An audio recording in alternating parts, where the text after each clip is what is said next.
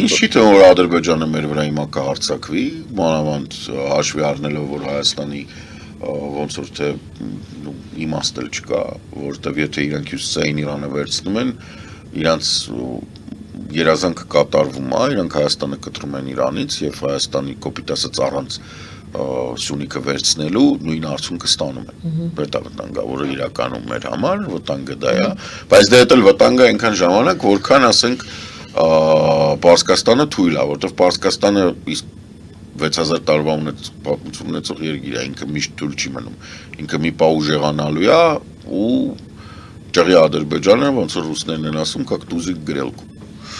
Կամ նա բրիտանский флаг։ Այդ որպեսի պարզ լինի, հա, որ Ադրբեջանը կարա փորձի հարձակվի, բայց Իրանը նույնիսկ կարա առաջի բաներում առանձնապես բան չանի, չանհանգստանա դրա մասին,